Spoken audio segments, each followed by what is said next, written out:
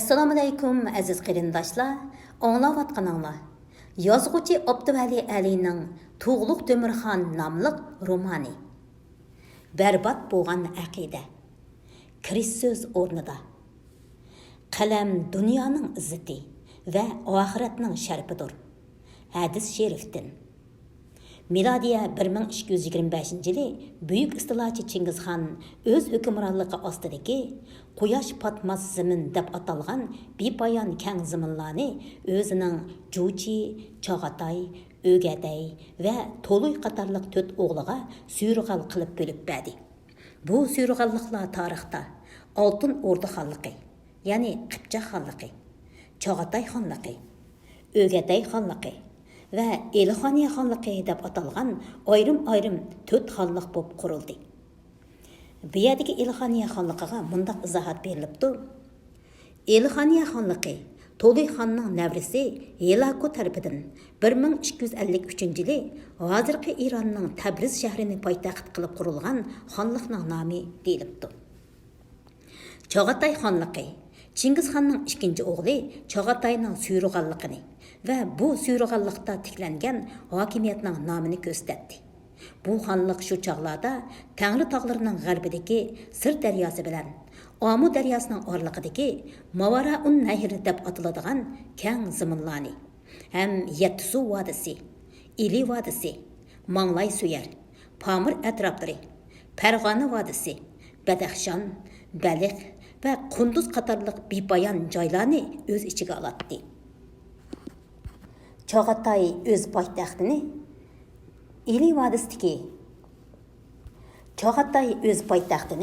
Ili vodisidagi Quyas, hozirgi Qo'rg'os tavasidagi Olmaliqda qurdi va o'zi vafot bo'lishdan sal ilgari xonlikning g'arbiy qismidagi Mavaraun nahrini Barlas qavmiga, xonlikning sharqiy qismidagi Manglay suyar deb ataladigan Xotan, Qashqar, Oqsu va Farg'ona bo'stonligini Do'g'lat qavmiga suyrg'al qilib berdi. Keyincha Xotan, Qashqar va Oqsu bo'stonligi maxsus Do'g'lat qabilasining ota miros zamini bo'lib qoldi. 1241-yili Chog'atay xon vafot bo'ldi. Uning hayot vaqtidagi qarori va Mo'ng'ullarning cho'ng xoni O'gadayning qo'llashi bilan Chog'atay xonning navrisi Qori Hilaku bo'g'isi Chog'atayning taxtiga varislik qildi. Biroq 1246-yili cho'ng xon O'gaday o'lib ketgandan keyin Chingizxonning To'qal xonishidan bo'lgan Kuyuq xon Qurultayda xon bo'lib saylanib, O'gadayning o'rniga cho'ng xon bo'ldi. U Chog'atayning taxtiga Chog'atayning o'g'illari varislik qilmay, navrisining varislik qilishi yosoqqa sig'maydi deb hisoblab, Qori Hilakuni Chog'atay xonligining taxtidan tushiribdi va uning o'rniga Chog'atayning 5-o'g'li Yesu Mönkuni xon qilib tikladi. 1248-yili Mo'ng'ullarning cho'ng xoni Kuyuq xon o'lib ketdi. 1252-yili Qurultayda To'luy xonning Mönkü deydigan o'g'li cho'ng xon bo'lib saylandi.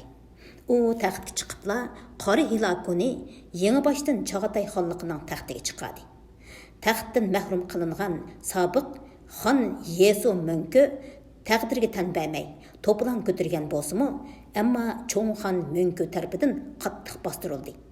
Bu mezgillarda Qori Hilaku o'lib ketganlikdan uning xotini Ergina xotun muvaqqat xon bo'lib Chog'atay xonligining taxtiga o'tirdi. 1259-yili cho'ng xon Mönkü o'lib ketgandan keyin Chingizxonning Oriq Bug'a, Qublay degan navralari o'tirsida keskin taxt talashish kurashi yuz berdi. Her ikki taraf bu kurashda Chog'atay ulusini sal chaqlashga bo'lmaydigan kuch deb hisoblab, ularning qo'llashini qo'lga keltirishga tirishdi. Oriq Bug'a Chog'atayning Org'u degan navrisining Ergina xotunning o'rniga xon bo'lishini qo'lladi. 1260-yili Org'u Ergina xotunni Olmaliqdan qo'g'lab chiqarib, Chog'atay xonligining taxtiga rasmiy o'tirdi. Qublaymu Org'uning qo'llashiga erishish uchun uning xonlik o'rnini e'tirof qildi. Bu chog'da Org'u Oriq Bug'adan yuz o'rib, Qublay tarafga o'tib ketdi. Miladiya 1266-yili Org'u Olmaliqda o'lib ketdi. Oriq buğa Qublayga qarshi isyon ko'targanda, O'gadayning navrisi Qaydumu uning ovoz qo'shib isyon ko'tardi. Chog'atay xonligining taxtiga kimga sodiq xonzodining varislik qilishi amaliyotda Oriq buğa bilan Qublay ikkisidan kimning cho'ng xon bo'lish taqdirining belgilanishida nihoyat muhim rol o'ynaydi. Oriq buğa bilan Qaydu ikkisi 1266 yılning oxirida Olmaliqda Muborak Shoh degan bir xonzodini Chog'atay xonligining taxtiga yo'lab chiqadi. Qublay buni osiylikning alamati deb qarab, Chog'atayning Burak xon degan yana bir navrisini kuchkirtib, Muborak Shohdan huquq tortib olishga avatdi. 1269 yili, ya'ni Yilon yili, Qaydu Buruq xonni zaharlab o'ldirib, Chog'atay xonligining taxtini changiliga ilib oldi. Biroq bundaq reallikqa sukut qilib turolmagan boshqa Chog'atay xonzodlari tushdan qo'zg'alib, Qayduga qarshi turishdi. 1301 yili uy yili Qaydu o'lgandan keyin O'gaday xonligida qattiq davolg'ish yuz berdi. Qublayning navrisi Temur darhol Burak xonning o'g'li Dovani qo'llab, uni Chog'atay xonligining taxtiga yo'lab chiqadi. 1309 yili Dova o'lib, Kabak degan o'g'li uning o'rniga Chog'atay xonligining xonlik taxtida o'tirdi. Bir yil o'tgandan keyin Kabak xon qurultay chaqirib, shu chog'da G'azna degan joyda turayotgan oksi Isan Bug'ani Quyas yoyliqiga chaqirib keldi va o'z o'rnini uningga bo'shtib berdi. 1310 yili O'gaday xonligi munqariz bo'ldi. Isan Bug'a xon O'gaday xonligining zaminini Chog'atay xonligiga qo'shib olganlikdan 1314 yili Yuan sulolasi bilan Chog'atay xonligi o'rtasida rasmiy urush patladi. 1320 yili Isan Bug'a xon vafot bo'ldi. U chog'da qaytadan Chog'atay xonligining taxtiga o'tirgan Kabak xon Chog'atay xonligining g'arbiy qismidagi Mavaraun nahriga hukmronlik qilayotgan Barlas qabilasidagi oqsumaklarning orzusi bo'yicha poytaxtini xonlikning sharqidagi Olmaliqdan, xonlikning janubidagi Samarqandga yo'tkadi. Bu ish xonlikning sharqiy qismidagi Yattisu, Ili vodilariga va Tangri tog'larining janubidagi Qashqar, Xotan va Oqsu vodilariga hukmronlik qilayotgan Do'g'lat qabilasidagi oqsumaklarning qattiq qarshiligini qo'zg'adi. Bir butun Chog'atay xonligining sharqiy qism, g'arbiy qism deb ikkiga parchalanib ketishiga bevosita sababchi bo'ldi. Xonliqning sharqiy qismi hozirgi Qo'rg'osdagi Olmaliqni markaz qildi va Xotan, Qashqar, Yakan, Oqsu, Kusan, ya'ni Kucha, Cholish, ya'ni Qori shahar, Turpan va Qumullani, shuningdek O'zkent, Koson, Oqsikent, Anjon, Otboshi, Badaxshon, Kashmir qatorliq joylarni o'z ichiga oldi. Bu yerlar odat bo'yicha Mo'g'uliston deb ataldi. Xonliqning g'arbiy qismi Samarqandni markaz qildi va butun Mavaraun nahri zaminini o'z ichiga oldi. 14-asrning boshlarida Chog'atay xonligining sharqiy qismida yashaydigan Do'g'lat qabilasi asta-asta kuchayib, Ulusbegi Amir Bulojining huquqi paydin-pay zo'rayishga boshladi. Shu chaqlarda butkul Chog'atay xonligi miqyosida yig'i g'alyan, g'o'g'i isyon bag'ansiri kuchaymoqda edi. Bag'ansiri ko'paymoqda edi. Bola otiga, oti bolaga, aka ukaga, qarindoshga qarshi qo'pish Chog'atay ulusida doim ko'riladigan bir ishga aylangan edi. Buningdan tashqari Chog'atay ulusidagi har qaysi qabilalarning bag amirlarimi dunyo dapina, shonu shavkatga, taxt saltanatga, hokimiyat va davlatga ishtay bog'lab, sho'lgaylarini iqtishib, payt kutib turishmoqda edi. Albatta, Do'g'lat qabilasining ulusbegi Amir Bulojimi bu siyosiy malmonchilikning sirtida qolmadi. U o'zining siyosiy hayotini, to'liq xon almashib issimay ketayotgan Chog'atay taxtini o'z changiliga kirgizishdan boshladi. U Chog'atay mamlakatida qaynagan siyosiy kurashlarga, to'xtamay yuz berib turadigan yig'i g'alyanlarga, fitna g'uvg'alarga, isyon to'polonlarga qo'l tiqishga boshladi. U uchqur otda chaqmoqda kiyinib, janglarda qilish o'ynatib, o'zining aql parasti va harbiy siyosiy ishlardagi mohirligi bilan parchalanishga boshlagan Chagatai xonligini yemirilishdan saqlab qilishga urindi. U atrofiga pam farosatlik, qaysar kishilarni to'plab, hil-mikr, oltash, do'q qilish, urush qo'zg'ash qatorliq vositalar bilan boshqa tafriqchi bag amirlarni birsining keyindan birsini og'dirishni, oxirida Chagatai taxtidagi xonlarni qo'g'lab tushirib, tenab yurgan Chagatayzoda yoki xonzodalardan birarini Chagatai ulusining taxtiga o'tirg'izib qo'yib, butun hokimiyatning tizginini o'z qo'lda tutishni yoki bo'lmasa biroqla o'zi toj kiyib, butun Chagatai mamlakatida o'zining saltanatini o'rnatishni orzu qiladi. U mushu vasvaslarning turtkisida oldirash yurganda taqdir uningga sobiq Chagatai xoni Esanbug'a xonning o'z pushtidan to'ralgan Mo'g'ullarning Do'xtaviy qabilasining ulug' amiri Shiravul Do'xtaviyning osrandisi To'g'liq To'mirni uchrashtirdi. Amir Bulaji: ulug' bo'g'imiz Chingizxon zamonida Do'g'latlarning O'r To'pa degan oqsoqliga Chingizxon tarafidan 7 turlik huquq imtiyoz berilgan. Biz Chagatayning o'z ulusi hisoblanamiz. Shunga Do'g'latlar Chagatai taxtining qonunliq varisi bo'lamiz. Bu xonliqning boshqa joylarida Chagatai xoni nomi bilan o'tirg'i chiqqan har qanday bir hukmron butunlay qonunsizdir deb da'vo qilib chiqdi. Miladiya 1348-yili Amir Bulaji Esanbug'a xonning kichik xotindan tug'ilgan To'g'liq To'mirni Oqsuda Chagatai xoni deb e'lon qildi.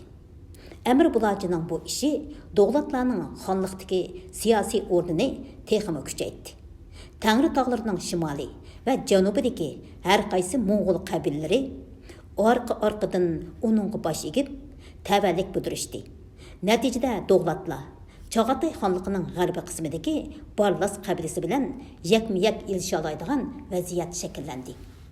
Keyingi chog'larda To'g'liq To'mirning hukmronligini e'tirof qilgan rayonlar tarixda Sharqiy Chagatai xonligi deb ataldi. Sharqiy Chagatai xonligi 1348-yili To'g'liq To'mir Oqsuda xon deb e'lon qilingandan tortib 1514-yili Sultan Said xon Yakan xonligini qurganiga qadar jami 166 yil davom qildi. To'g'liq To'mir 6 yoshidan tortib toki 16 yoshga kirganga qadar Do'xtaviy qabilasida mol boqatdi. 10 yillik molchilik turmushi uni Chagatai ulusining eng tuvan qatlamidagi keng emgakchi xalq bilan uchrashish imkoniyatiga ega qildi. Shu chog'larda Chagatai xonligida zimin keng, millat tarkibi murakkab, aholi e'tiqod qiladigan dinlar ko'p bo'lib, turli iqlimdagi maslaklar birga mavjud bo'lib turibdi. Tarixda o'tgan har qanday bir el yoki millatning tarixi ba'ayni bir quruq qochiga o'xshaydi. O'xshashmagan davr va o'xshashmagan ijtimoiy guruh sinflar, ijtimoiy tabiqalar o'zlariga xos mazmunlar bilan bu qochini to'ldirishidi. Chagatai xonligidagi isyonchi xonzoda oqsumaklar taxit talashish yuzidan qo'zg'agan urush balay ofatlari tufaylidan keng emgakchi xalq cheksiz azob uqubat ichida qolgan edi. Butun mamlakat har millat mehnatkashlarining turmushidagi qashshoqlik, o'lim yetim, vayronchilik va turli tabiiy sun'iy ofatlar tufaylidan yuz berib turadigan qahatchilikka o'xshash qo'rqinchli hodisalar bilan to'lgan edi. Chagatai xonligi zaminida yashaydigan Mo'g'ullar bo'lsin yoki Uyg'urlar bo'lsin, mayli hukmronlar tabiqasidagilar bo'lsin yoki to'van tabiqadagi har millat avom xalqi bo'lsin, ularning hammasi o'zlarining chiqish yo'lining nimaligini bayqayolmay qilishgan edi. Shu chaqda kishilar turiblar bosh ko'tarib chiqadigan, turiblar vayron bo'lib ketadigan qo'rqinchli holatni boshdan kechirmoqda edi. Shunga kishilarning qo'lisida nijot yultiz nada, nima uchun taqdir qismat bunchalar koj bo'ladi degan fikrning tug'ilishi tabiiy edi. Har millat mehnatkashlari o'zlarining beshiga turli qo'rqinchli balay ofatlarni keltirib atgan va dahshatli zulmlarni silib atgan bu vafosiz falak rahimsiz zamon oldida o'zlarini amalsiz bechora his qilishadi. Ular aslida o'zlari e'tiqod qilib kelgan tartib tuzum va e'tiqod an'analardan o'zlariga qanoatlanarlik javobga erisholmagan edi. Halbuki aslidagi tartib tuzumlar va e'tiqod an'analar azaldan hukmronlarning o'z hokimiyatini davomlashtirishi va mustahkamlashidagi asosli quroli bo'lib kelgachga, har qanday bir Chog'atay xoni saltanat surishda uningga amal qilmasligi mumkin emas edi. Uning ustiga Chog'atay xonligida Uyg'urlarni o'z ichiga olgan aholining mutlaq ko'p qismi aslidagi an'anaviy diniy e'tiqodining itoat qiluvchilari edi. Cümildən Xaqan, Oqsumaklar, hər qaysi ulus qabilələrinin uluq əmirləri və noyan bəglərimi şunun içidəki kişilər idi. Ular aşu ənənəvi dini etiqadni mənsəb tutuş, davran sürüşünün usuli, yolu qılıb alğan idi. Chog'atay xonligida ənənəvi dini etiqad əzəldən kişilərinin xuy paylini başquradigan tüp əqidə və hərəkət mizanı bo'lib kelgan bo'lsa-mu, ammo kishilarning sho'r peshonalik taqdir qismatga bo'lgan turlik shubha, gumonlarga qanoatlanarlik javob berolmagan edi. Mushundaq ijtimoiy sharoit ostida, avom orasida asta-asta tarqalgan va kengaygan islom e'tiqodining kulli inson Parvardigorning oldida barobar. Kulli inson Parvardigorning oldida barobar degandek bir qator ta'limotlari va kishilarni azgulikka, mehribonlikqa undaydigan axloqiy yo'sullari yangi e'tiqod sifatida kishilarga, bo'libmi tuban tabiqadagi mehnatkashlarga ma'naviy jihatda kuchli tasalli bo'lgan edi. Mazkur asarning asosiy personaji bo'lgan Tug'luq Temirxonmi o'smirlik, yoshlik mazgilida turmushning nurg'un issiq sovuqlarini beshidan kechirib, Chog'atay xonligining hokimiyat toyiqini qo'liga olgan chig'ida tasodifiy fursatda islom o'limosi bilan uchrashib, yangi e'tiqod, aqidalarning ta'sirini qabul qilgan. Shundaqla uni o'zining keyingi saltanat yurgizish ishlarida o'rnak qilgan edi. Mana bular ayni chog'dagi siyosiy, ijtimoiy reallikning ko'rinishlari edi. Tug'luq Temirxon hukmronlik qilgan mazgil va uningdan keyin 1,5 asr davom qilgan Chog'atay xonligi davri Uyg'urlar tarixida Qoraxoniylardan qasla yana bir intayin muhim mazgil hisoblanadi. Bu mazgilda Sharqiy Chog'atay xonligidagi Tangri tog'larining janubida yashaydigan Mo'ng'ullarning ko'p qismi Qashqar va uning atrofidagi Alvak dehqonchilik rayonlarida yashaydigan Uyg'urlar bilan o'rlashib yashaganlikdan asldagi ko'chman chorvachilik turmushidan tadrijiy yo'sinda o'tiraqlashgan dehqonchilik turmushiga ko'chishga boshladi. Tug'luq Temirxon yaqinqi zamon Uyg'ur millatining tarixiy taraqqiyotida xeyli muhim rol o'ynab, zo'r tarixiy o'zgarishga turtki bo'lgan bir qator tipik xaqon edi. Halbuki uni o'z e'tiqodini o'zgartib, musulmon podshohi bo'lishga da'vat qilgan kishi dal Oqsuluq Mavlona Shayx Jaloliddin ketigi bilan uning o'g'li Mavlona Arshiddin Valiyulloh edi. Mirza Haydar Ko'ragonning Tarixiy Rashidi nomli asridagi ma'lumotlardan qaraganda, Tug'luq Temir taxtda o'tirishdan sal ilgari, ya'ni milodiya 1342-yili qishda Oqsuv Oyko'l sahrosida yo'lbos ovlab yurganida Mavlona Shayx Jaloliddin ketigi bilan uchrashib qolgan. Keyingi chog'larda uning davati bilan idisida tavrinish hosil bo'lib, islom diniga kirmoqchi bo'lgan. Hamda uningga xoqon bo'lgandan keyin o'zining iymon etib, musulmon bo'lganligini rasmiy jakolaydiganligini lavzi qilgan. Degandek 1348-yili Tug'luq Temir Oqsuvda Chog'atay xonligining taxtida o'tirdi.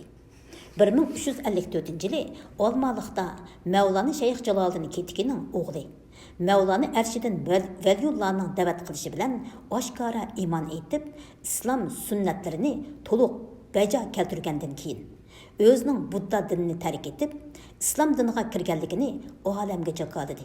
Ham o'zini Abu Bakri Muhammad deb atadi.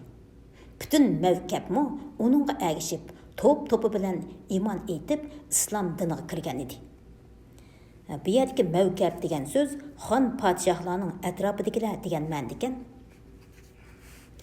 Orqadilla To'g'liq Temirxon bütün mamlakatga farmon tushirib, barliq Chog'atay ulusining darhol aslidagi e'tiqodidan voz kechib, islom diniga e'tiqod qilishini, farmonga qarshilik ko'rsatganlarga o'lim jazosi berdiganligini jakoladi. Shuning bilan taxminan 160 ming chedirliq 800 ming Mo'ng'ul chechini tushirib, iymon etib musulmon bo'ldi. Shundaqla tabiiy yo'sinda Mo'g'ul deb atalishga boshladi. Bu Mo'ng'ullar shu yerlarda yashaydigan musulmon Uyg'urlarning tarkibiga qo'shilib ketgandan keyin yaqinqi zamon Uyg'ur millatining muhim etnik tarkiblariga aylanib, Uyg'urlarning millat sipini texmo kengaytdi. To'g'liq Temür Chingizxonning 7-avlod navrisi bo'lib, Chog'atay xonligining xoni Eson Bug'a xonning kichik xotini Manglu xotun degan xonishdan tug'ilgan edi. Manglu xotunning bo'yida qolganda Eson Bug'a xon lashkari ishlar bilan bir tarafga ketib qolgan edi. Manglu xotunning bo'yida qolganligini anglagan cho'ng xonish sotilmish xotunda qattiq kundoshlik ve kızgınış payda bo'ldi-da, xonning o'rtada bo'lmasligidan foydalanib, Manglu xotunni o'rdadan qo'g'lab chiqardi. To'g'liq Temirxon 1321-yili Mo'ng'ullarning Do'xtaviy qabilasining oqsoqoli Shiravul Do'xtaviyning Ertish bo'yidagi uyida dunyoga keldi. Onasi Manglu xotun Eson Bug'a xondan bo'lgan bu o'g'liga To'g'liq Temür deb at qo'ydi. 14-asrning o'ttirlariga kelganda bir butun xonliq bo'lgan Chog'atay xonligining parchalanib ketishi, amaliyotda ayni chog'dagi Chog'atay oqsumaklarining Barlas guruhi bilan Do'g'lat guruhi va ular bilan keng mehnatkash xalq o'tirsidagi turli sinfiy ziddiyatlarning keskinlashib, mutlaq kelishtirgili bo'lmaydigan darajaga berib yetganligidan derak beradi. Halbuki Chog'atay saltanatining ma'naviy turgi bo'lgan Budda dini bundaq o'tkir sinfiy ziddiyatlarni kelishtirishga ojiz keldi yoki qurbi yetmedi. Chog'atay xonligining saltanatini tanho egilmoqchi bo'lgan Do'g'lat udusbegi Amir Buloji bu chog'da ko'k ertish bo'yida qo'y beqib yurgan Chog'atay zoda To'g'liq Temirni izlab toptirgandan keyin Oqsuga yondirib keldi. 1348-yili uni Oqsuda xon qilib tiklab, Chog'atay xonligining taxtiga yo'lab chiqardi. To'g'liq Temirxon urushqa mahir, istidodli siyosiyon edi. U taxtda o'tirgan mezgillarda ilgir oxiri 2 qatim Mavaraun nahriga lashkar tortib berib, Samarqandni egildi. Shuning bilan bir mahal parchalanib ketgan Chog'atay xonligini qaytadan birlikka keltirishga muvaffaq bo'ldi. O'g'li İlyas Xo'jani Mavaraun nahriga noib qilib tayinlagandan keyin Olmaliqqa qaytib keldi. U sharqda Manglay Suyar, Qo'chi Uyg'ur eli va Yettisu ili vodilarini, g'arbda Mavaraun nahrini o'z ichiga olgan keng vodiga ega kuchli Chog'atay xonligini yeng boshdan qurib chiqishga intilayotdi. U bu maqsadga tezroq yetish uchun qo'l ostidagi odamlarning ixlosini va e'tiqodini qo'lga keltirib, ularning ideyasi va irodasini o'ziga bo'ysundirib, hammasini bir yo'lboshchi atrofiga uyushtirishga islom dinining muhim rol o'ynaydiganligini bag'ansini tunib yetgan edi. Ularning ideyasi ve iradesini o'ziga bo'ysundirib, hammasini bir yo'lboshchi atrofiga uyushtirishda islom dinining muhim rol o'ynaydiganligini bag'ansini tunib yetgan edi. Bu uning uzoq yillik siyosiy kurash amaliyatidan yakunlagan xulosasi edi. U islom dinining ham Chog'atay saltanatining ma'naviy turkumi bo'lalaydiganligini, ham Chog'atay saltanatining obro'yini to'kib, yer bilan yakson qilib o'talaydiganligini bag'ansiri tunib yetmoqda edi. To'g'liq Temirxon davrida Chog'atay xonligining zamini 3 qismga bo'linadi. Uning birisi Mo'g'uliston edi.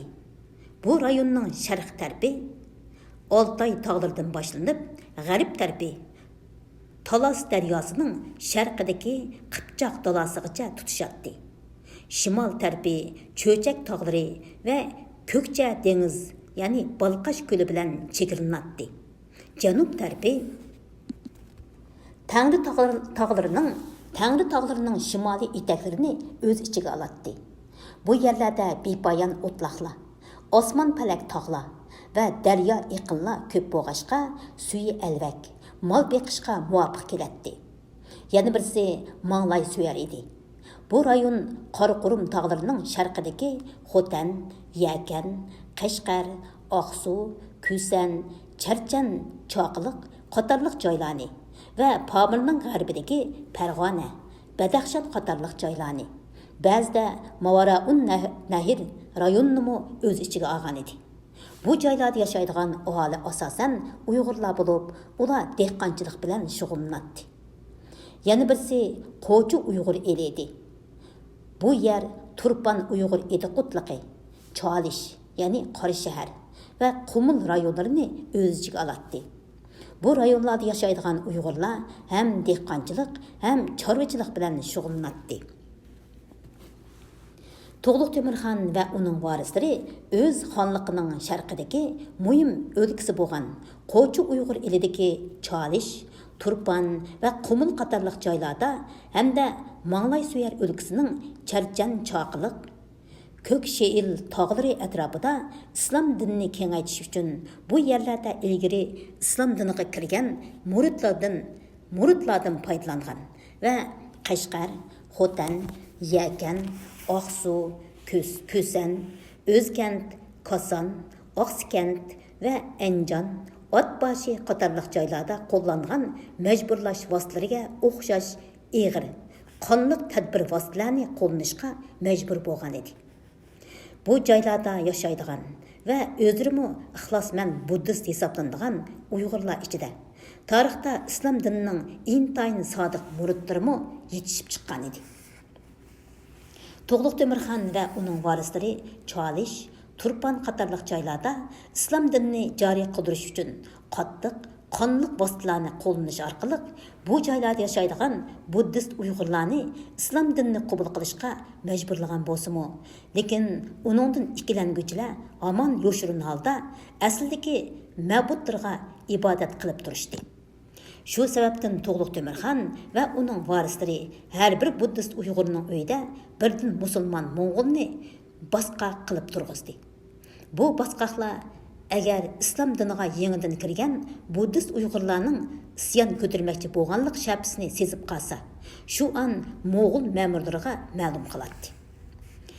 O'zlarining aslidagi e'tiqodidan voz kechib, islom diniga kirishga zo'rlangan Turpan buddist Uyg'urlari musulmon Mo'g'ullar tarafidan o'zlariga tengilgan islom diniga bir qancha vaqt tish tirnoqigacha qarshi turishdi. Musulmon Mo'g'ullar tarafidan masjidlarga taklif qilinganda ularga tosh bilan javob berishdi. Shunga musulmon Mo'g'ullar xeyli vaqtgacha yonlarida qurol esib yurishga majbur bo'lishdi. Hatto yangi dinga qarshi turgan ko'ni din tarafdorlarini qattiq bostirdi. Musulmon Mo'g'ullar yuzlagan, minglagan buddist Uyg'urlarni o'zlari yo'shirin istiqomat qilishgan Budda etikop xonlariga yoki Budda tosh kemirlariga tirik pet ko'mib, dumlama to'shik qilib o'ldirdi. 20-asrning beshida Turpan bezaklik ming uylarini ziyorat qilgan Germaniyalik Fon Lekuk Şinjangda saqlanayotgan qadimiy yodgorliklar haqidagi asrda qon bilan dog'lanib ketgan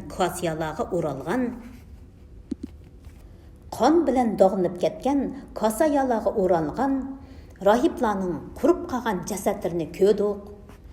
Janubdagi bir tosh kamirda qo'rqinchli bir ishni uchratdik.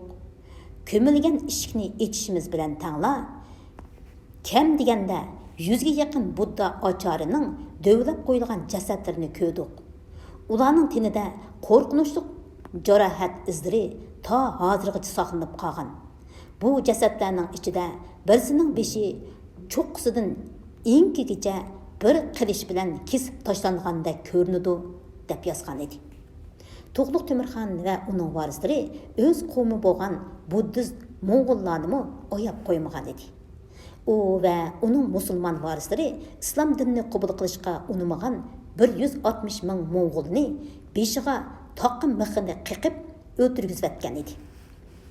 İslam dinini qabul qilgan To'g'liq Temirxon va uning varislari Kusan, ya'ni Kucha, Cholish, ya'ni Qora shahar va Turpan qatorliq joylardagi mashhur Budda Sangram ming uylarining tomlariga sizilgan odam va hayvon rasmlarini kechasi tirilib, odamlarga va hayvonlarga ziyon soladi deb bu rasmlardagi odam va hayvonlarning yuz ko'zlarini o'yib tashlashga buyruq tushirgan edi. Musulmon Moğul ma'murlari yerlik xalqning uylarini vayron qilib, mol-mulklarini talon-taroj qilishyapti. Ularning uylaridagi asbob uskunlarni masjidlarning ta'minotiga aktishyapti. Biroq asldagi e'tiqodiga sodiq bo'lgan buddist Uyg'urlarmi masjidlarning eshiklariga turli butlarning rasmlarini sizib, zinnatlab qo'yishyapti. Bu ishlar musulmon Mo'g'ullarni toki Yakan xalqi saltanatining dastlabki mezgillariga qadar bo'lgan 300 yilgacha qattiq tashvishga solgan edi. 10-asrda Qoraxoniylar sulolasining xoqoni Sultan Sutuq Bug'ra Qoraxon islom dinini tunji qitim Uyg'urlar orasida tarqatgan edi. Biroq u tarqatgan islom dinining ta'siri eng ko'p bo'lganda janubda Xotan, Qashqar atroflarigacha, sharqda Oqsu, Ko'sanlargacha yetib bora olgan edi. Tangri tog'larining janub va shimolidagi bu keng zaminda yashaydigan Uyg'urlarning zo'r ko'pchiligi yanada Budda diniga e'tiqod qilishgan peticha toki 14-asrning boshlariga qadar yetib kelishdi. Miladiya 1354-yili To'g'liq Temirxon Olmaliqda islom dinini Chog'atay xonligining mamlakat dini deb oshkor e'lon qilgandan keyin islom dini ondan paydin-pay Tangri tog'ining shimoliy va janubidagi keng zaminda umumiy xalq e'tiqod qiladigan asosliq dinga aylandi. Demak, To'g'liq Temirxon yaqinqi zamon Uyg'ur millatining shakllanishida va Uyg'urlarning o'tir asr tarixidagi yana bir madaniyat uyg'onishining samarasi bo'lgan Chog'atay Uyg'ur madaniyatining barliqqa kelishida oldinqilarga varislik qilib, keyingilarga yo'l ochgan tipik xaqandir. Uning bu jihatdagi muayyan turtkilik rolini uningdan 4 asr ilgari yashagan Qoraxoniylar sulolasining ma'rifatparvar xoqoni Sultan Sutuq Bug'ra Qoraxonga selishtirish mumkin. Sultan Sutuq Bug'ra Qoraxon qadimgi zamon Uyg'ur millatini Qoraxoniylar madaniyat davriga boshlab kirgan to'hpikor xoqon bo'lsa, To'g'liq Temirxon yaqinqi zamon tarixida Uyg'ur millatini keyingi davrlarda shonliq madaniyat an'anasini yaratgan Chog'atay Uyg'ur madaniyati davriga boshlab kirgan yana bir nomdor xoqondir. To'g'liq Temirxon haqida yozilgan tazkira, qissalar ancha ko'p bo'lmaganning ustiga ularning ishonchlik darajasimi kishini shubhaga soladi.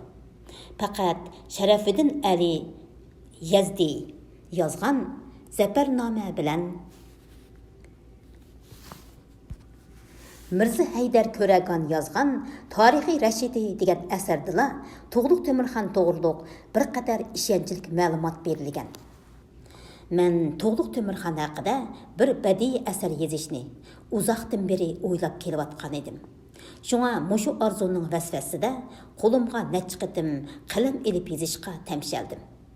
Biroq o'qirmanlarga bu temini badiiy yo'sinda qandoq qilib ixcham, tushunishlik va qiziqarli bayon qilib berish va bu davrdagi tariximiz haqidagi uchurlarni qandoq qilib aynan yetkazib berish haqiqatan o'ng'ay ish emas edi. Chunki badiiy ijodiyatda yozuvchilarning o'ziga tunishliq bo'lgan o'z davrining turmushini yozishi bilan tarixiy temada yozishi bir-biriga butunlay o'xshamaydi. O'z davrining turmushi, psixik olayliklari hammasi yozuvchiga tunishliq bo'ladi. Ammo yiroq o'tmishchu. Buni yoritish to'limi mushkul. Bundaq ijodiyat yozg'uchidan shak shubhisizki, intayin mo'l tarixiy bilim va alohida mahorat talab qiladi. Uning ustiga shu tarixiy davrning turli oloyidliklarini to'liq tushunib, qoyil qilarlik holda ifodalab berish. Mana bular tarixiy temada asar yozg'uchilar cho'qim hal qilishga tegishlik eng muhim taraflar ham qiyin o'tganlardir. Tarixiy temalarni badiiy adabiyot bilan aks etkizishda ham tarixiy materiallarga tayanishga ham badiiy tasavvurga tayanishga to'g'ri keladi. Chunki umumiylikni tushunish tarixga muhtoj. Tafsilotni tushunish ajoyib g'aroyib voqealarga muhtoj. Buningga yana yozg'uchining mas'uliyat tuyg'usi qo'shilsa, u chaqda kishilarning yurak torini titrtalaydigan nodir asarlarni maydonga chiqarg'ili bo'ladi. Yozg'uchining mas'uliyat tuyg'usi degan nima? U yozg'uchining tarixiy temadagi asarlarni yozganda tarix oldida, xalq oldida va kelgusi oldida mas'ul bo'lish tuyg'usini ko'rsatadi. Chunki tarixiy temadagi asar tarix ilmi bilan badiiy chinliqning organik birlashtirilganligining mahsulidir. Tarixiy chinliq degan nima? U tarixning asli qiyofatidir. Badiiy chinliq deganchi, u tarixiy chinliqning yozg'uchining mangsidagi obrazliq tafakkur qilinishidir. 2000-yili 10-oyning 5-kuni men İli Qozoq Avtonom Oblastlik Emgak idorasidagi Erkin Temur apandi qatorliq bir qancha kishi bilan billa Qo'rg'as noyisidagi Tug'luq Temirxonning qabrgohini va Mavlana Arshidin Valiyulla azan to'lg'anda chiqqan azan dongni ziyorat qilishga bordim. Tug'luq Temirxonning qabrgohi Qo'rg'as noyisining g'arbiy janubidagi Cho'ngchig'an degan joyda ekan. Qabrgohga Shomil Yaqub degan shayx qaraydi ekan. U kishi shu chaqda 53 yoshga kiribdi. Uning jamiyati 9 avloddan tortib mushu qabrgohga qarab kelib etibdi. Shomil Yaqub 9-avlod shayx hisoblanadi ekan. Biz cho'nqur hurmat tuyg'usi bilan Tug'luq Temirxonning qabrisini ziyorat qildik. Bu qabrgohga Tug'luq Temirxon va uning bir xonishi bilan singlisi dafn qilingan ekan. Shu kuni tushdan keyin biz Tug'luq Temirxonning mozoridan taxminan 10 kilometr g'arbiy shimolga joylashgan Azandong deydigan qadimiy joyni ziyorat qilishga bordik. Azandong sharqiy Tangri tog'larining g'arbiy etaklaridan eqib chiqadigan Uchbuloq qo'lining g'arbiy janub qirg'oqiga joylashgan bir yakka do'nglikning nomi bo'lib, uning dengiz yuzidan egizligi taxminan 2500 metr keladi. Uchbuloq, Boshbuloq, O'tirbuloq va Chatbuloq deb ataladigan ayrim-ayrim uch qo'lning o'rtaq nomi. Azandong dal mushu uch qo'lning birisi bo'lgan Chatbuloq qo'lining g'arbiy janub qirg'oqiga joylashgan. İşençilik materiallardan qaraganda, miladiya 1354-yili yozda Tug'luq Temirxonning ustozi Mavlana Shayx Jaloliddin Ketikining o'g'li Mavlana Arshidin Valiyulla otasining vasiyatiga binoan Oqsuvdan mushu yerga kelib, azan to'lg'anlikdan Azandong deb atalgan ekan. Men Azandongga chiqib, dong ustida turib, yiroqqa nazar silvidim. Poyansiz ko'kdala tuzdanligining yiroq janubiy ufuqida aynakdek bir suv paqirab ko'rindi. Men bu paqirab ko'ringan suv qaysi suv deb yinimdagi Erkin Temur apandidan so'radim. U balkim Qirg'iziston tavasidagi issiq ko'lmikin deb javob berdi. Men dengiz yuzidan taxminan 2500 metr egizlikdagi Azandong ustida turib, tuz siziqliq orliqi taxminan 200 kilometr keladigan mashhur issiq ko'lni ko'ralganligimdan to'liq mamnun bo'ldim. Agar oshu gap rost bo'lsa va egizda turganda yiroqni ko'gilib bo'ladi degan so'zning haqiqat ekanligini o'z amaliyatimdan his qildim. Bu chaqda tuyuqsiz buningdan 450 yil ilgariki ma'lum bir yilning No'ruz kunida Yakan xonligining podshohi Sultan Abdurashid Xon Qashqar Opaldagi Mahmud Qashqariyning qabrgohini ziyorat qilganda qabriga qaraydigan qeri shayxning uningga aytgan munu so'zi esimga keldi. Egiz tog'da turib, kang vodiga nazar solganda, ko'z oldida namoyon bo'ladigan manzara kishini bisyor hayajonga soladi. At ustida turib, shiddatlik erishish maydoni bo'lgan janggohga nazar solgandimi, bu chog'dagi ko'rinish kishini bisyor xushal qiladi. Biroq haqiqatning cho'qqisiga o'rlab etib, o'zi besib o'tgan musobidagi qatma-qat to'salg'u. Istutak va agri to'qayliqqa nazar solgandagi xushalliqqa yetadigan hech qanday xushalliq yo'q. Ma'lum mandan aytganda, Tuğluq Temirxanmı xalqparvarlik yuksakligida turib, yiroqni ko'raligan. Xalqni, millatni ro'naq topqizishni ko'ngli pukkan. Xalqning orzusiga va talabiga vakillik qila olgan tipik hukmdordir. Tipik hukmrondir. Men 2000 yılı 10 ayının 7 günü Ürümchiga qaytib kelib, bir az dam elib, ishlarimni birer qor tartibga selib olgandan keyin Aqsu diyoridagi Oyko'l Mavlana mozirini ziyorat qilish uchun Abdunum rayonluq millatlar din ishlari komitetidagi Hoji Abdurahim Litip va Şinjan İslam Dini institutidagi Sayfiddin Hushur qatorliqlar bilan birga Ürümchidan Aqsuga yurib ketdim. 10 ayının 30 günü Aqsuga yetib borgandan keyin viloyatlik Malbaha idorasi part gruppasining shujisi, harbiy sabtin chekingan xodim Muhammad Savur, Aqsu Sho'ba harbiy rayonining pensioneri Tursun Yusuf, Oyko'l paxta zavodining boshlig'i Jelil Islom qatorliq kishilar bilan birga Oyko'l Mavlana mozirini ziyorat qilishga bordik. Oyko'l Mavlana mozoriga Hasan Hushur ismli bir boboy qaraydi ekan. U shu yili 66 yoshga kiribdi. Biz mozor ichiga kirib, hozir kishilar tarafidan Oyko'l Mavlanam deb ataladigan Mavlana Shayx Jaloliddin Ketikining tuproq beshida sukut turib hurmat bildirdik. Bu yerda namdor Xaqon Tuğluq Temirning ustozi Mavlana Shayx Jaloliddin Ketiki mangu uyquga ketgan edi. Oyko'lliklar bu yerni Oyko'l Mavlanam deb ataydi ekan. Mozorning ichida 4-5 odamning quchqi yetmaydigan qadimgi to'g'roqlar helimi osmonga toqashqudak bo'y tortib ko'kirib turibdi. Uyg'urlarda to'g'roq haqida ko'kirib 1000 yil, qurib 1000 yil, yiqilib 1000 yil turdi degan so'z bor.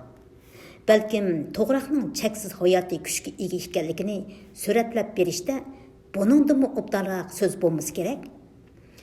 Milodiya 1342 yili taqdir qismat Mavlana Shayx Jaloliddin Ketiki bilan Tuğluq Temirxonni dal mushu tuproqliqda, mushu to'g'roqliqda uchrashtirgan edi.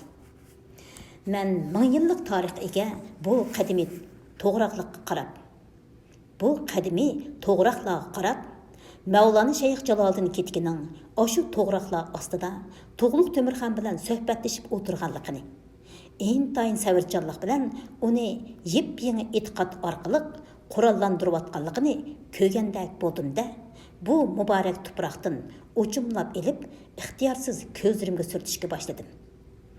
Ey, muqaddas tuproq, deb o'z-o'zimga xitob qildim. Ey, Tuğluq Temirning ustozi, muqaddas zot, menga uxlab yotgan aziz tuproq, sen men uchun azizdirsan. Kelajakka faqat o'tmishlar yo'l ko'rsatarlaydi. Tuğluq Temirxonning olamdan o'tganiga bu yil 650 yil bo'ldi. Tuğluq Temirxon va uning ustozi Mavlana Shayx Jaloliddin Ketiki va Mavlana Arshidin Valiyullohlar allaqachon tarixiy shaxslarga aylanib qoldi. Biroq tarix yanada olg'a qarab ilgarilaverdi. Reallikda tarixni unutib qilishga bo'lmaydi. Meningcha, buningdan 7 asr ilgari yuz bergan oshu voqealar hikoya qilingan bu kitobni bir o'qib qo'yish o'qirmanlar uchun hargiz o'shiqlik qilmaydi. Men bu yerda mazkur asarni yezib chiqishimga madad bergan barliq oqko'ngil kishilarga, jumladan kitobdagi Qur'oni Karim va din tarixiga oid materiallarni tahqiq qilishimga Yaqindan yordam qilgan Şinjan İslam Dini İnstitutining müdərrisleridan Hoji Qudratullah Hamid. Damulla. Shahobiddin Hoji Damulla va Tahir Hoji Damullaga chin qalbimdan rahmat aytaman.